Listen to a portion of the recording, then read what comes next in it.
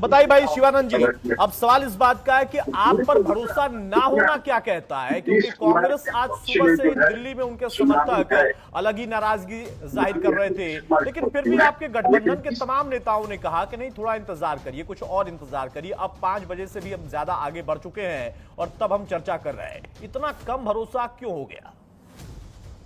देखिए, good evening पूरा panelist को नमस्कार। देखिए, thank you for the Gyanesh Kumar चुनाव आयोग को, अमित शाह जी, और जो गुजरात से जो IAS ऑफिसर आए 10 लोग, उनको थैंक यू। बीजेपी महंगाई चरम पर है। आज देखिए, युवा युवती को रोजगार नहीं है, 2 करोड़ नौकरी तो नहीं दिया, 15 लाख रुपए नहीं दिया, झूठ पे झूठ, वोट चोर, गद्दी चोर, बनारस में चोरी करके नरेंद्र मोदी जी वोट चोर, गद्दी चोर।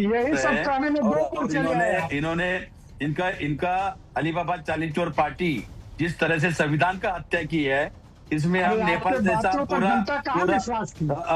पूरा नेपाल जैसा पूरा इंडिया में हम उतरेंगे।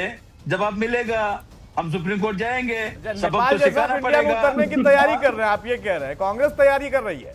देखिए, ममता जी हंस रही हैं क्योंकि ताजा उनको कांग्रेस की तरफ से नोटिस गया है, और नोटिस भी आजकल सोशल मीडिया पर खूब वो दिखा रही है, उसका जवाब वो भी देंगी। लेकिन शिवानंद जी, आज तो कम से कम उनका आज ये पब्लिक ने मैंडेट दिया है, कम से कम एक बार तो जिक्र कर दीजिए कि बिहार की जो जनता है उसने भी कुछ किया होगा।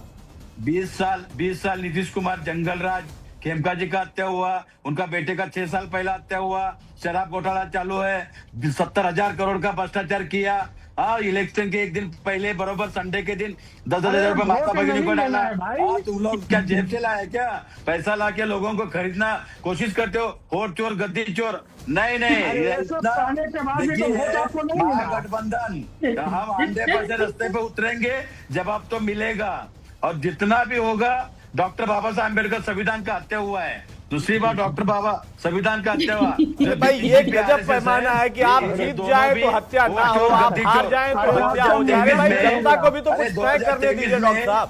नरेंद्र मोदी, अमित शाह, रटी रटाई स्क्रिप्ट आपने पढ़ना शुरू कर दिया। अरे कुछ तो समझ लिया होता, सवाल सुन लिया होता, फिर आगे बढ़ते। कम से कम आज अभी भी मुझे लगता है कि आप ये कहते हैं कि नहीं, जनता का भी कोई मिजाज होगा, जनता का भी कोई योगदान होगा, जनता की भूमिका को ही आप लोग नकार देते हैं। मतलब आप जीते तो कहें कि हत्या नहीं हुई, आप हारे तो आप कहें कि हत्या हो जाए, फिर नेपाल में कह रहे हैं कि नेपाल जैसा हम उतरेंगे तो उतर जाते ना।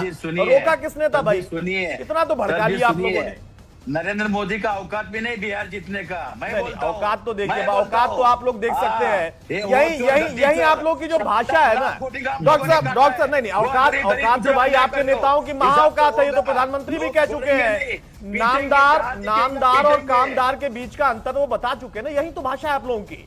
मतलब अभी भी आप अपने घटक दलों के साथ जो है ये नहीं कह रहे कि हम आकलन थोड़ा बहुत कर लेंगे।